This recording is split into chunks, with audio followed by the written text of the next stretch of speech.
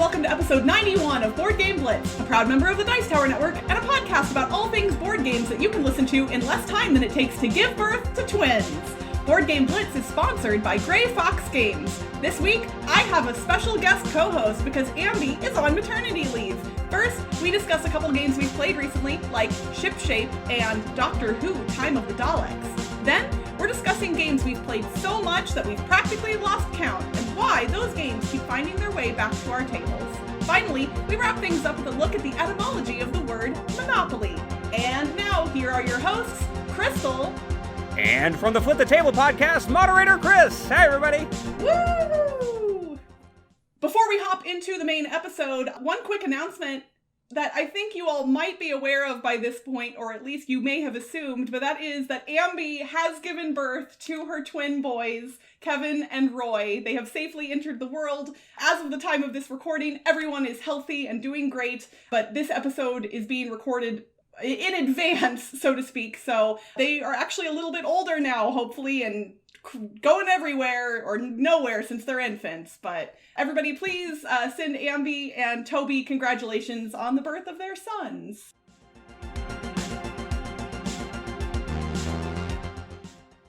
In other news, Ambi's not here today, but somebody else is. What? Who could that be? I don't know. You should tell me, because I'm sitting on the edge of my seat waiting to find out.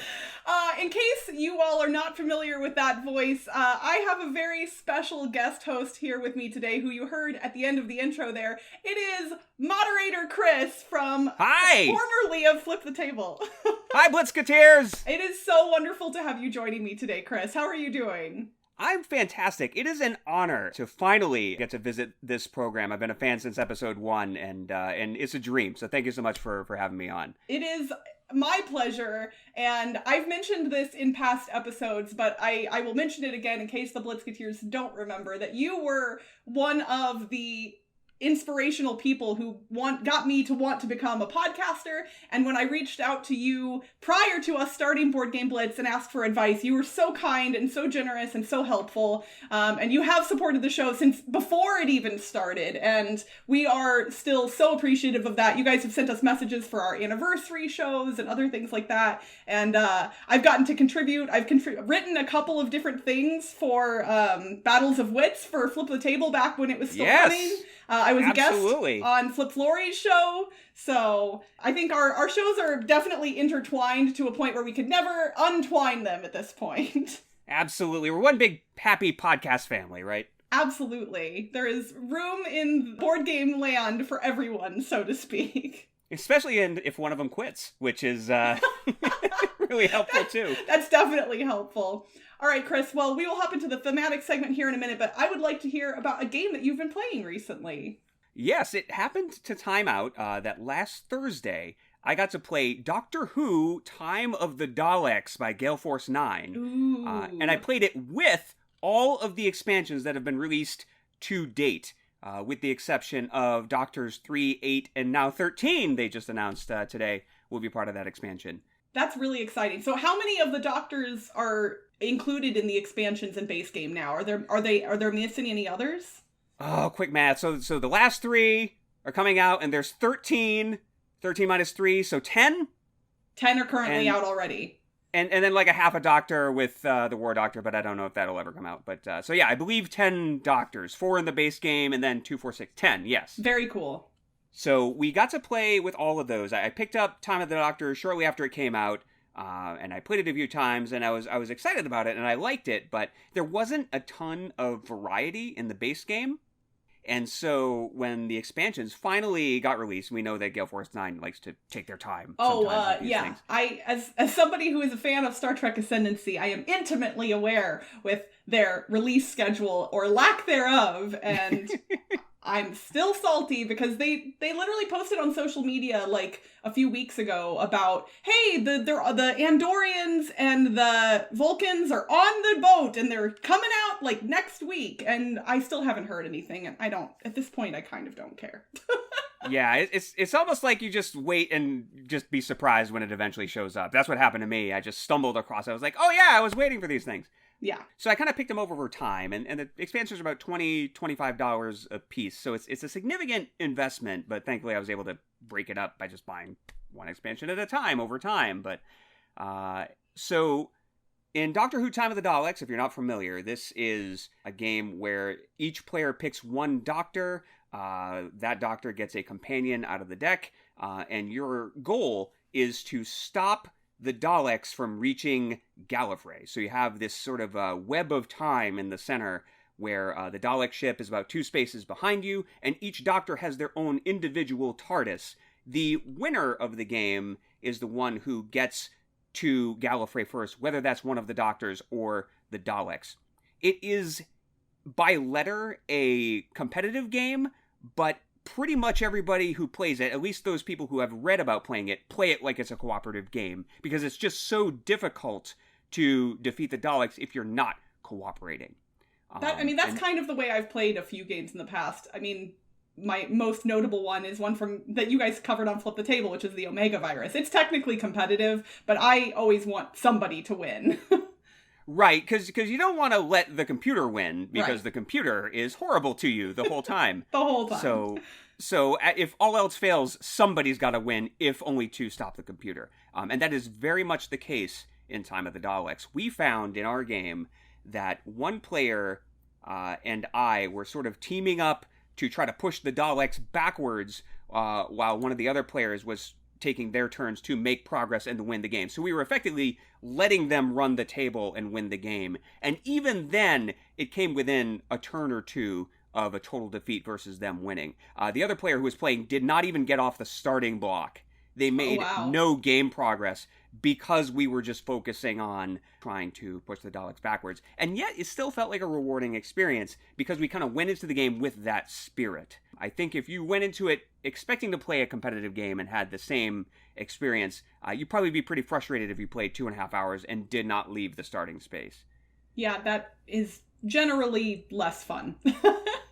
Generally, yes. But, I mean, I am well documented a huge Doctor Who fan from a very young age, and this game speaks to me probably in the same way that Firefly, also by Gale Force 9, speaks to a lot of people. I think these two games live in kind of the same zone, because they're very sort of experience-driven. They're not really so much about building an engine as it is about just seeing what the next card is going to reveal, or the next tile, or the next challenge is going to be. You do get better as the game goes, but there's a lot of luck, there's a lot of randomness, and you have to be kind of willing to go into it knowing that once in a while the game can just not fall in your favor and you can be behind the 8 ball from the very beginning. And at times I've played this game with some groups and they have had that experience and never wanted to play again. So I think, fair warning that is something that can happen in this game with so much dice rolling. But I was a big fan of the expansions because they added a ton of variety to the game. We played, again, 2.5 hours with all the expansions in, and we still got through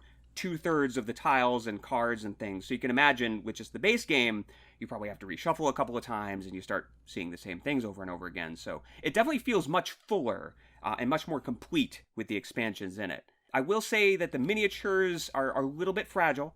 Before the game, one of the players was playing Christopher Eccleston and was putting the purple base onto that figure, and it snapped off at the ankles. Oh no! And unfortunately, I own a copy of the Doctor Who electronic time traveling game and happen to have a purple Christopher Eccleston pawn standing by, so I just grabbed that.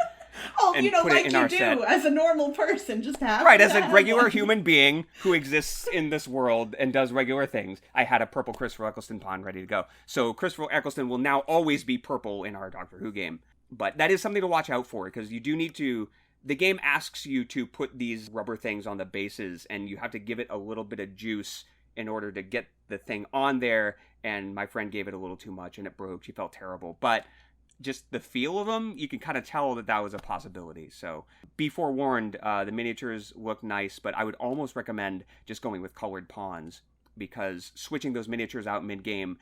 At 3 feet of distance, you can't really tell what they look like anyway, so you might as well just go with colors. That makes sense. So, who would you say that this game is best geared toward? Is it really, mostly just for people who really love Doctor Who? Or are there people who maybe aren't as familiar with the IP who could get some enjoyment out of it as well? I think if you're not as familiar with the IP, but like games like Elder Sign, then this will be in your wheelhouse, because it is about knowing that you're going in and rolling dice and getting a lot of luck, but knowing that you can do some things to mitigate your luck or give yourself a better chance, like changing out for different colored dice that are weighted a little bit differently. I will say that diehard Doctor Who fans are probably going to have more fun, and it's a significant investment to get this much stuff. So if you are as in love with the Doctor Who universe as I am, and you like highly thematic games, then this one's going to be a great investment. If you're looking for more of an engine-building game or something without a lot of luck, this one might not be for you. Okay, very cool. I actually had a similar experience recently playing Trogdor, the board game, where I was like, the game is not horrible by any means, but there's more there for people who are fans of the IP. Absolutely, and that's okay. Not every game is for every person, and if you have a group of people who are going to be able to enjoy that around you, then it's a great investment. Awesome. Well, I recently was at the local board game cafe here in Las Vegas that I love, Meepleville, which is run by my friend Tim, who also helps me run the convention here in town, so all my favorite things. And I saw on their table of recently added to the library games, I saw a copy of ShipShape, which is a game by Rob Davio that came out this year, 2019, from Calliope Games. And I had heard a little bit of buzz about this one on a couple of different podcasts, but not like a ton of buzz about it. And it interested me based on the way people had described it. So in ShipShape, all of the players have a ship with a hold in it and a hand of cards that are numbered from, I think, 1 to like 10. And those cards are your ability to bid to get cargo to put into your hold. The cargo are these little square tiles that have a grid of 9 on them, but not the entire tile is solid. There are holes in that grid strategically placed and items on other parts of the grid. So in theory, when you pick up a tile and put it into your hold and then you put another tile on top of it, all of the holds or all of the tiles are shaped differently. So you'll be able to look down and see different things in your hold based on where the holes on the topmost tiles are. So in theory, you might have something very valuable on your bottom tile, but the next tile you place might cover it up or it might still be revealed. And you end up with this 3-dimensional block of tiles where when you look down, you can only see a maximum of 9 things in there, but they might be good or they might be bad. When you bid, you put down your cards simultaneously and then reveal them, and the highest value card gets to choose gets to pick the top tile from the stack. What's interesting about this is if you bid the same number as another player, ties actually go down to the next lowest value bid. So if 2 players bid their 10 and another player bid their 9, the person with the 9 would actually get their tile first. And you add the tiles to your hold. And then at the end of the round, when you have, I believe, 3 tiles in your hold on top of your base for the round, you look down and see what you score. There's gold, there's cannons, there's contraband, which can be bad if you have the most of it. And you then get coins, and points are the coins, basically. And you play 3 rounds. It's really fundamentally simple to play, but very fun. And I'm a sucker for a gimmick in a game. I know some people like to look at games like this and be like, oh, that's just a gimmick, it's whatever. You don't have to convince me that gimmicks are wonderful. Gimmicks are great. Like, they make things more enjoyable in ways that it's really hard to describe sometimes. It's just like that visceral feeling of doing something you don't usually do. And in this case, like it even says in the rule book, so when you make the stack of tiles in the middle of the table that you're going to be taking from after you bid, it says that you are allowed to stand up from your seated position to look into the stack, but you're not allowed to move around the table. So based on where you're located at the table, when you lean over and look at like the stack of tiles, you'll have more information you'll have different information than the other players, because when you look down, you might not. Wow. Like it's interesting because you might not want that top tile, let's say. Like whatever's on it's not interesting to you or doesn't fit in with the way your hold is shaping up.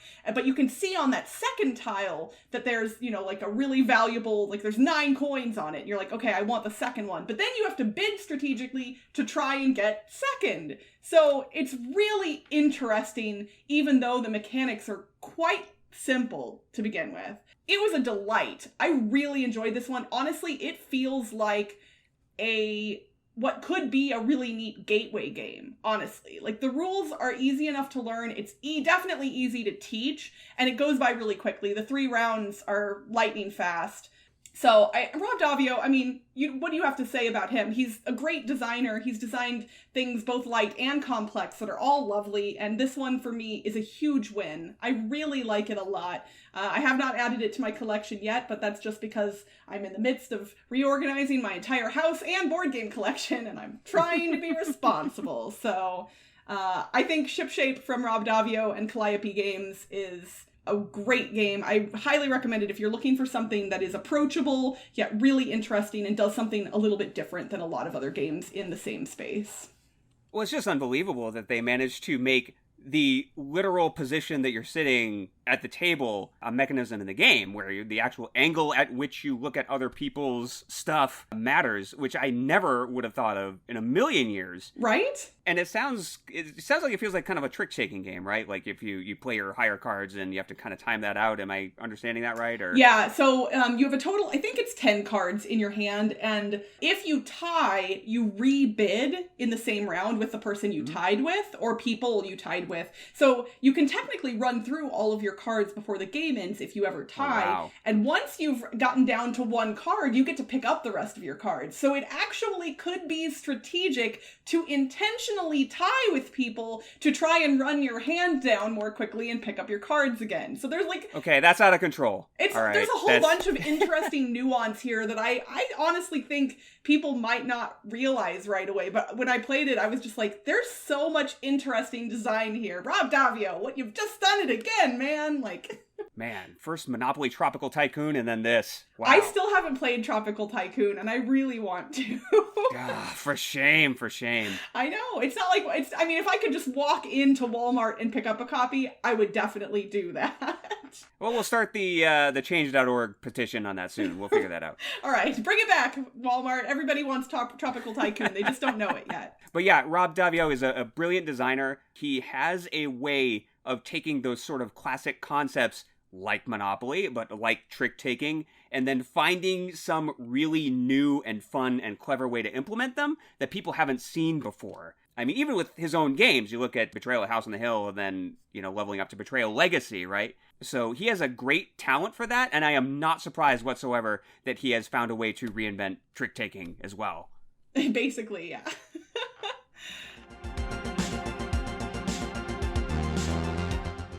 All right, so let's hop into our thematic segment for the day. You actually suggested this topic, and I thought it was really interesting, and it is not something specifically that Ambi and I have covered in the past. So we're going to be talking about games that, the way you described it is that we've played 100 times. Games that we've played so often or so much that we've really lost count. And of course, this, for me, at least in the past few years, is less true because I use the BG Stats board game tracking app. And I don't play any games 100 times in real life. But I like the feel of it. It's those games that you just keep coming back to. The ones that just don't ever get old. The ones that when somebody suggests them, your answer is always just yes. I think you really captured it there. It's those games that they're almost like comfort food at a certain point. And for me, these tend to be the games that I discovered early in my gaming career when I had a stack of maybe, 5-10 games to start with, and I was just getting into hobby board gaming. And so when you have that sort of limited pile of them, you kind of keep going back to the ones you have, but that have somehow endured now 10 years that have been kind of a really active hobby gamer. And there is a list of games that I feel like I have been playing forever and would play forever. And they're not necessarily your favorite quote-unquote games, the ones on your top 5 or top 10 list, but they're the ones that you could play indefinitely and you'd be happy to do so. I think that's a really good point, and I like the comfort food analogy, because I think for me, some of these games, when I don't happen to play them for a while, I miss them in a way I don't miss other games. Like even the games that I really love that don't fall within this category, the way I miss those games is different. Because I know you and I both have a love for BSG. I don't think BSG falls in this category for me. I don't think it is comfort food.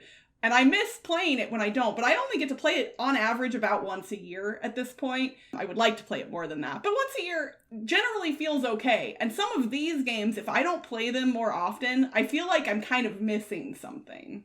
Absolutely. And it gets more and more difficult. The more games you get, the more experiences that are out there. But I think everybody has that list. So I thought it'd be fun to talk about ours. Absolutely. So do you want to maybe give us a couple examples of games that fall within this category for you? Sure. I'll go ahead and start with Battlestar Galactica, since it's already on the table. It's no secret that I love thematic games.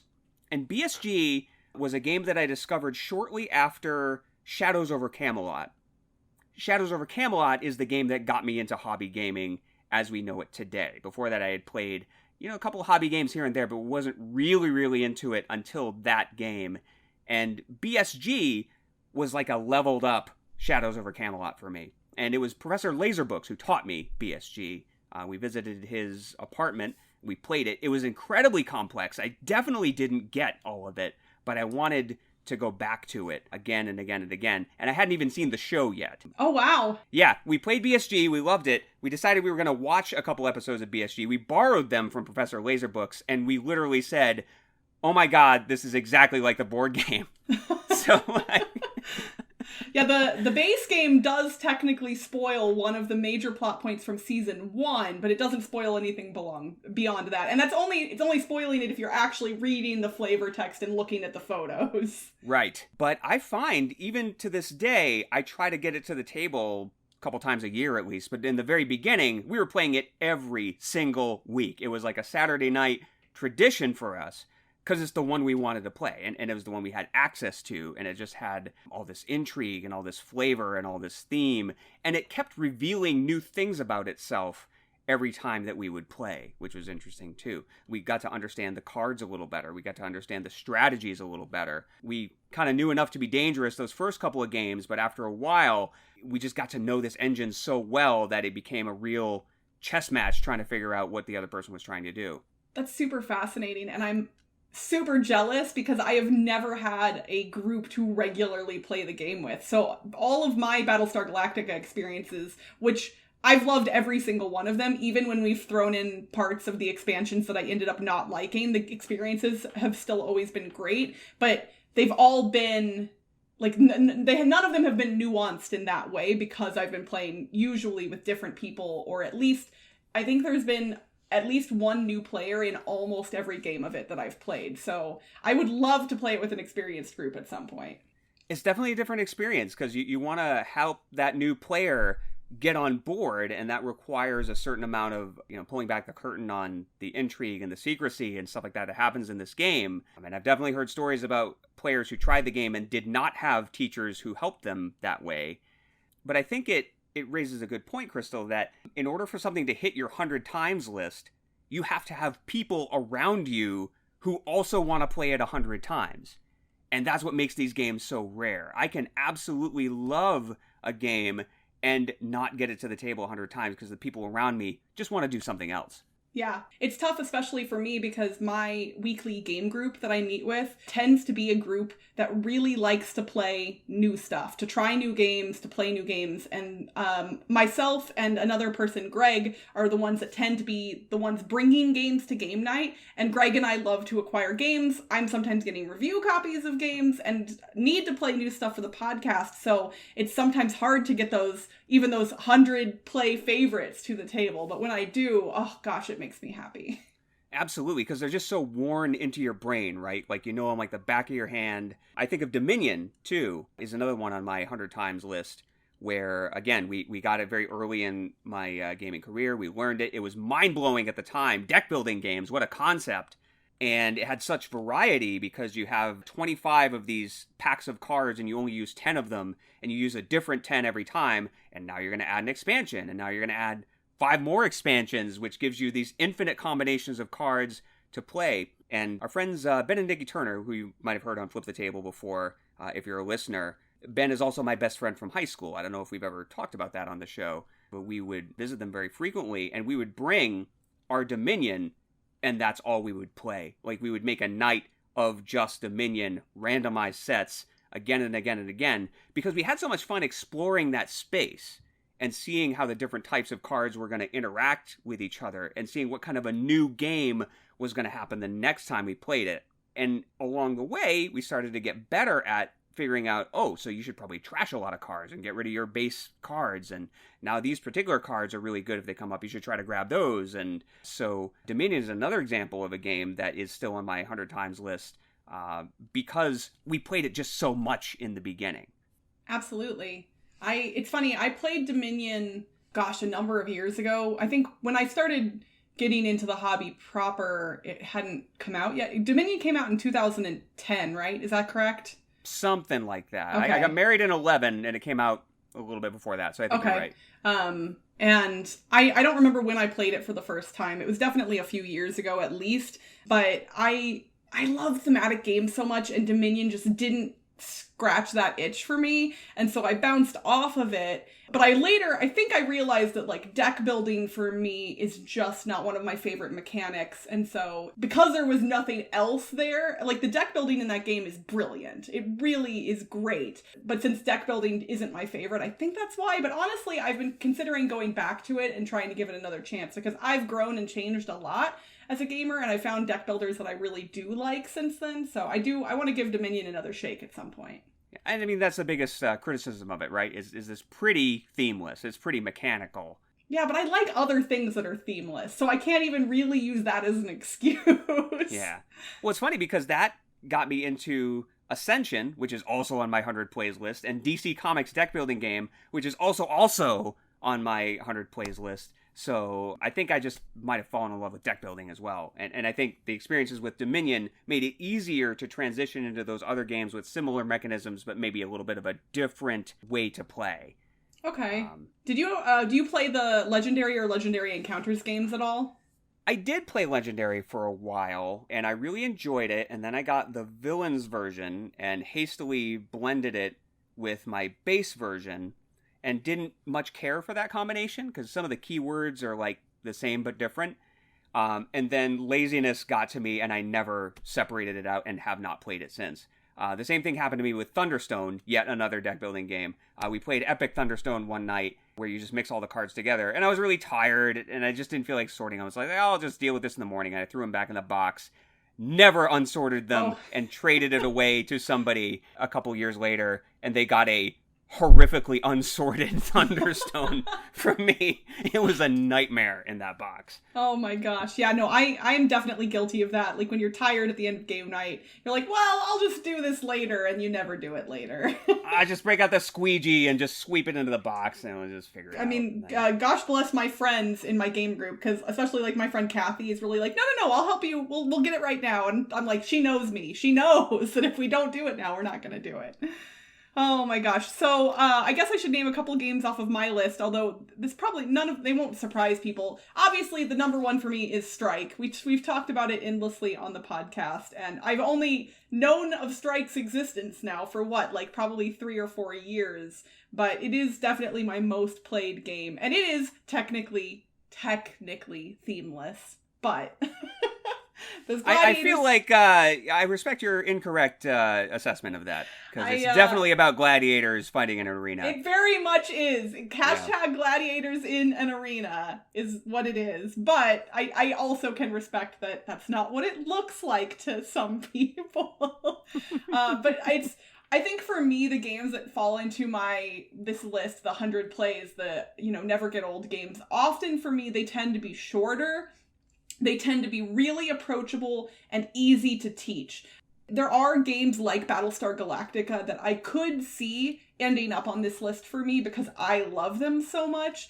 But for me and my environment and my game group, I end up being the one teaching games a lot. And if a game isn't easy to teach, it's just not going to hit the table as often because we have new people coming to game night all the time. I am bringing games. I am teaching games. And the ones that I tend to break out more often than not with new people are games like Strike because it is easy to teach and it's quick. And it also gives we have people that show up at different times for game night. And so it's sometimes that moment where you're like, ooh, do we really want to start a 2-hour game right now when we know 2 more people are showing up in 30 minutes? So the shorter games tend to work better for that. Another one that over the past few years has kind of become that for me is Kingdomino. And it was funny, I actually hadn't played it in a while until recently, and I played it again, and I had that feeling of, oh man, this is, comfort food. Like, just so, like... Why haven't I been playing this every day of my life since the last time I played it, right? Every time I break out Kingdomino, I love it. I really do. And then a newer game that is, I think, falling into this category for me is Just One, which I just adore. I am fascinated by the idea of that game. I've heard some people describe it, and it sounds like something that I would absolutely love to play. It is awesome. I love it so much. And some friends online started playing a variant of it called Just Two, where you have 2 different clues going at the same time, and people are giving words based on either one of those things, and it makes it more difficult, technically, but you can also play with more people now. And so when I purchased Just One, I purchased 2 copies of Just One right off the get-go, just based on my friends talking about it. I was like, I clearly need 2 of these. So these lighter, the smaller, approachable games are kind of that comfort food for me. And it is funny because my game group tends to think that I only like shorter, quick, easier games sometimes. Like, I've had a couple people say, like, that's my favorite kind of game. And that's not actually true. The games that are at the top of my top 100 list are long and intense and much more in depth than these types of games, but they're just not the ones that I'm playing on a Thursday evening after I've been at work for 8 hours. So they tend to see the smaller stuff more often. And I think that is kind of one of the downsides of me being the hostess at these events, is I don't want to get myself involved in something lengthy because then it takes away from my ability to host. So yeah. You mentioned something interesting too earlier where, we've talked about games that we played with the same group 100 times, but you're absolutely right that sometimes you can play a game 100 times because you want to show it to everybody you know. Oh, and yeah. Conventions or the weekly game night where people are in and out. Like, I've had that experience with games, particularly with flip the table games, that have just this sort of novelty where I want to watch people have this experience. And, I don't necessarily need to have this experience myself over and over again, but I want to watch how people react when they play Heartthrob, when they play the McDonald's game, when they play just something weird and wacky and out there. It's that games that motivate you to show it to as many people as you can, and that can rack up a lot of plays. I have taught the McDonald's game to people at conventions, and it is my absolute favorite to have people sit down and be like, oh yeah, cheesy game, whatever. Like they're not into it, but they're definitely not necessarily excited about it. And seeing that moment where, like, we're assembling the orders and they're like, holy cow, this is actually a game. I know, it's magic. That moment of realization. Right, and there are games like that on my list, which are like that. I mentioned a couple already. The game TV Scrabble, which is the board game based on the television game show, based on the board game. It's sort of board game Inception. I love showing that to people because it's got the red lens technology and it's got these weird crossword clues in it. I'm not even going to try to describe it. You can go back to Flip the Table and listen to our full review for that. But that's an example of one that I just want to show everybody. Chroma Cubes by Chip Beauvais is a game that falls into that category for me, and also a game that I could just play 100 times anyway. Because it's just so simple and neat and perfect. That one's interesting to me too, because I'm playing the first generation version of that. He iterated it a bunch of times after I got my hands on it, and I never learned any of the newer rules. I just kept playing Gen 1 Chroma Cubes with everybody I knew because I felt like it was so brilliant.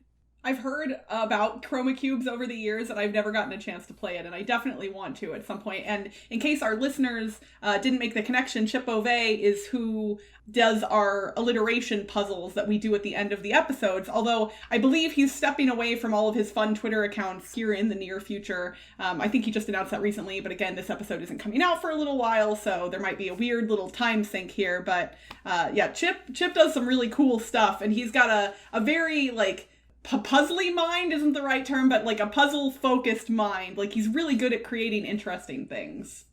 Like, I have no idea. I wish I could get into that guy's head for one day. I've had many conversations with him, and it's fascinating to see the things that he comes up with. And it's always something completely different than the last thing that he did. So I'm confident he'll have something else going on very soon. Oh, definitely. So I can't let a conversation about games I've played 100 times without mentioning the 12 Doctors. Okay, and it's, like, your Doctor Who is a big IP for you, obviously. And so this game is one that you've talked about your love of over the years, for sure. Yes, and for those not familiar, this is not a published game. It's by Mark Chaplin. If you've ever played the game Invaders, you have played something pretty close to the 12 Doctors. It's the same mechanisms, it's a lot of the same cards even, but a different IP, or if you played Revolver by Mark Chaplin as well. But the best way I can describe it without getting into a full review here is imagine 2 perfectly tuned Magic the Gathering decks that are built to play against each other, each one having 3 or 4 different ways to win the game, and having that in a box in this perfect little package tied in with a theme that you're absolutely in love with, and that is the 12 Doctors for me. And I think I've managed to play it so many times because my wife and I, this is kind of the go-to game for us now, and has been for many, many years. And I think what has drawn me to it is not only just the social connection of playing with her, because it's something that we both enjoy very, very much, but every time we play it, we discover new things about it. We see new interactions between cards. It's still revealing itself to us to this day. And that's fascinating to me. And that's one of the reasons why I think it's good to try to revisit some of your favorite games more often, so you can see more of those corner cases, so you can see more of the things that the game can do that it's not necessarily going to do every time. Well, and it's not even that you'll find new things about the game, but we all, over time, change as gamers. And so the place from which we're coming at different games will change over time as well. And so I think I've learned new things about myself and the games when I've come back to them after some amount of time has passed. So I guess that leaves me with a question for you, Crystal. Is there a game on your list which doesn't necessarily pass quote-unquote gamer muster today, but your either knowledge of the game or your emotional connection to it or whatever still makes it one of those 100 times games for you? I mean, what's funny is those flip the table style games are kind of becoming that for me, I think. We've joked in the past that when Flip the Table ended, that I would take up the mantle and become Moderator Crystal, and in Doctor Who style, I would be the next moderator. I don't think we're ever going to actually make it happen, but you and I actually discussed filming something from afar where I would become Moderator Crystal. But those flip this. There's a reason that your all's podcast was so magical, and that is that you all found the joy that existed in games that time had forgotten for the most part. And I think I latched onto that joy. I love nostalgia. I love cheese. I love gimmicks, and those types of games really just squarely fit into my wheelhouse, and I was able to discover a whole bunch of them because of your all's show. And now those are the games for me that I always want to play the McDonald's game. But here's my question for you. Oh, wow. Okay. Nice dodge there, but okay, go ahead. How do you travel with all these games? The boards are unwieldy. The components are old and a little more fragile. I honestly, when I went to Gen Con, wanted to bring some of these games with me and tried to package a bunch of them up into a single box. And I was like, oh, let's grab the Babysitter's Club game box because that one's big. Nope, McDonald's board doesn't fit in that. Well, let's grab the McDonald's game box. Nope, the Babysitter's Club one is too long for that. So, I can't consolidate, and I don't have room to put all these fragile boxes in my luggage, and I need your help, Chris. Tell me, please, how do I do this? Yeah, so there's 3 solutions to this. Number 1 is just don't go to conventions where you have to get on a plane. Most of the time, that's my solution. I maybe go to an out-of-state and on an airplane convention once every 3-4 years. See, and that's my problem. Almost all of my conventions, aside from Dice Tower West, are on a plane, so... Right. So number 2 possible solution, which is what we did at Dice Tower Con a few years ago when we did our live show, is I checked a bag that was a giant, clothing bag. I filled it with bubble wrap and oddly shaped games. Okay. And so it was just I packed all my clothes rolled really tightly into a carry-on bag, and then the board games went into the checked bag. with a lot of bubble wrap, and I just trusted that the airplane gods would prevent them from getting lost or whatever. Number 3 is to be Flip Flory and create travel versions of your ancient board games with an X-Acto knife.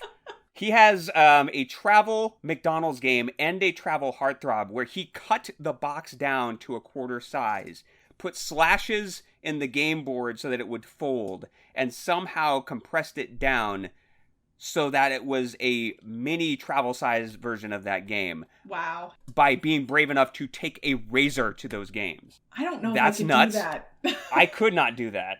But I know somebody who can, and so that's useful if you're trying to do these sort of things. When Flip found out that I had gotten a copy of the McDonald's game where the interior components were still in their plastic, he nearly lost his mind. I think he messaged me about it too, and I nearly lost my mind. I was like, the outside is not in shrink, but everything inside is still in plastic. It was a delight. Absolutely. He actually managed to get his hand on an unpunched McDonald's game and brought it to my house specifically so that I could share in the punching with him. It was very kind. Oh my gosh, that's amazing. Yeah. That's what friends are for, man. To get some ancient board games and let you punch them. Punching McDonald's games. Yeah.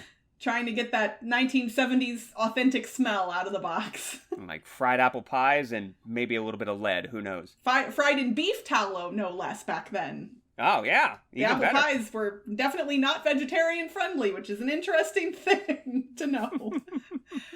All right. Well, we've definitely tangented here, but do you have any final thoughts about those 100 play games that you want to share? Like what you get out of those games or how they have been a part of your gaming career, so to speak?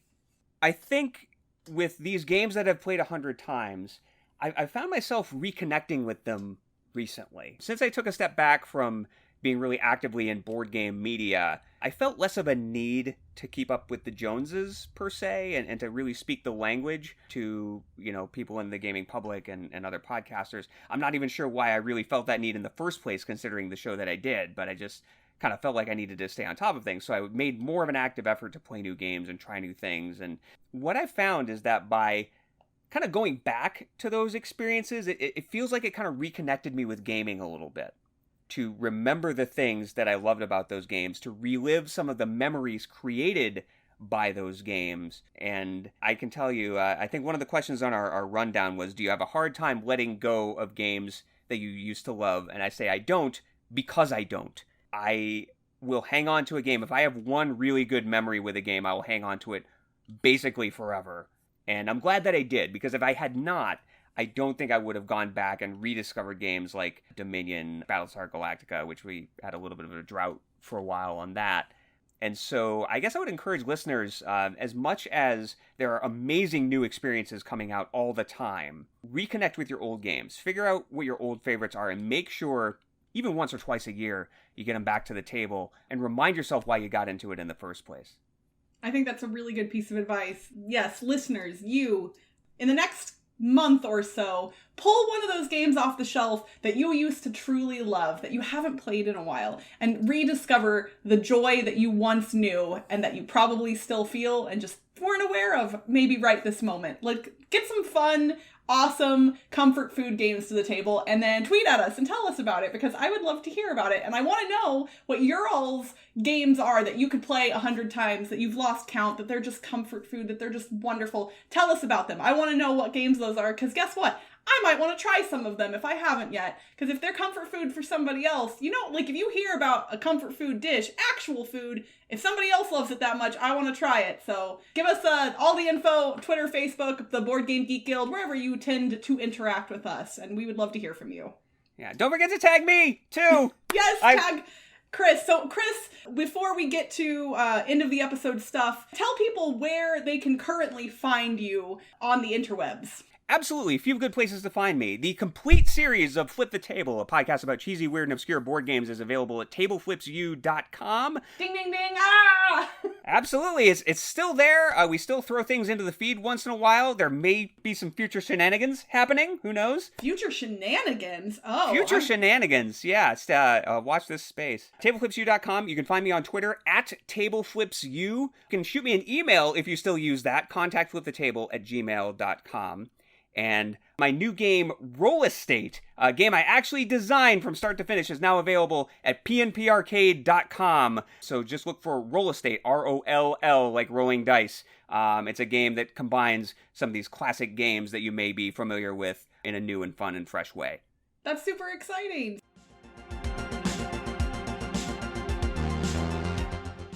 For this week's etymology segment, and in honor of a game that Chris absolutely loves, we're going to look at the origins of the word monopoly. The English word monopoly, meaning exclusive control of a commodity or trade, originated in the 1530s and comes from the Latin word monopolium, which can be traced back to the Greek monopolion, which meant right of exclusive sale. So the definition, possession of anything to the exclusion of others, was first used in the 1640s, where the sense of the word meaning a company or corporation which enjoys a monopoly wasn't formally used until 1871. The board game Monopoly was originally developed by Elizabeth Maggie, I'm not sure how to pronounce her last name, and was called the Landlord's Game. But throughout the 20th century, another person had been given sole credit for the game's design. In recent past, Maggie has gotten more credit for the game that would eventually turn into the cultural phenomenon that we know today. As a fun little bonus fact, the phrase monopoly money, meaning unreal currency, had its first use noted in 1959, which was 6 years after the board game originally released. Wow. So people have been talking about monopoly money for a long time, and rightly so. For a really long time. All right, number one, the dark blue properties, do not buy them at face value. They cost about half your starting money. Always put them up for auction and try to get them for 50% or less of the face value so you can liquidate later. They're also too expensive to upgrade. Number two, the orange properties are your friend. They're the most statistically landed on. Number three, the light blue properties are the best return on investment. Number four, only build up to 3 houses and then sit there and choke off the house supply. Number five, use the speed die. It changes the game in a very pleasant way. That's my whole speech in a nutshell. I love it. And truthfully, so Ambi actually recently played Monopoly. And I was, yeah, she did. And she liked it. She was like, yeah, it was fine. Like, everybody hates on Monopoly because I think people think it's cool to hate on Monopoly. I have not played it in a long time and really, truly do want to play it again. Well, anything could happen thanks to the magic of the internet. And you've just admitted it in recorded format, so... That's totally true. And for the record, I know that you and I are not going to be playing games together nonstop for the entire time that I'm in Philadelphia, but I am going to be in Philadelphia for PAX Unplugged, and we are going to see each other. And this will be the first time you and I have ever met in person, and I cannot tell you. I know, I'm so excited!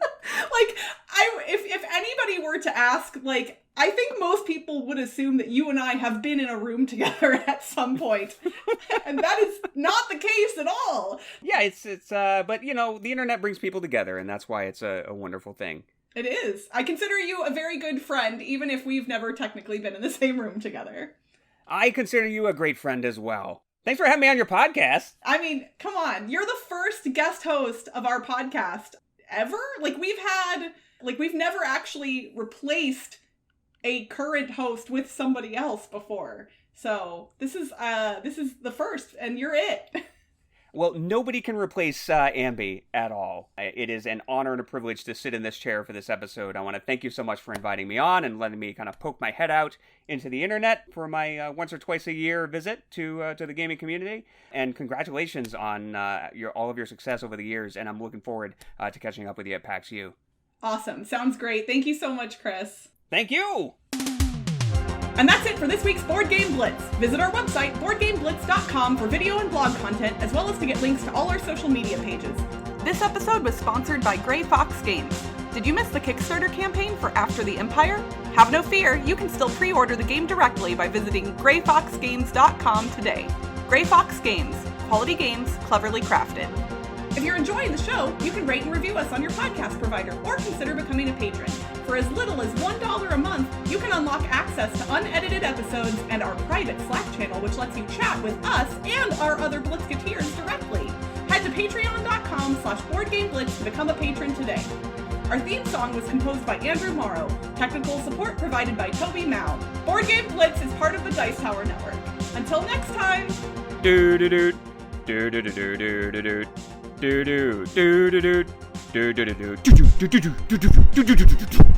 out the games, bring your friends, it's fun to lose and also win. We're never bored, we're all just nerds. We'll play the games that are preferred. Bye, everyone! Bye! Monopolion. That sounded not Greek at all, so that pronunciation probably very inaccurate. Monopolion! It literally sounded French. There's an accent over one of the letters, and who knows. Which meant... Baguette de Monopolion. Board Game Blitz is part of the... Dang it, I was so close. Board Game Blitz. It's alliteration puzzle time, everyone. Last episode, we asked you to retheme a game where you have to get people to guess things using different methods for primates who are experiencing a lot of extreme emotions. I will admit, this one was difficult, a little bit weird and wordy, but what answer were we looking for there, Chris? We were looking for moody monkey monikers. And that's just funny to think about. I'm picturing a group of emotional monkeys playing monikers together, and it's just giving me a lot of joy. And, by the way, that's 3M's. 3M is the publisher of Quinto from 1964. Quinto is on my list of games I've played 100 times. Boom! Tied it all together. Bonus info. I love it. All right, so this episode, we are asking you to retheme a game about naval war for animals with blue rear ends who keep opening and closing their eyes. Good luck, everyone.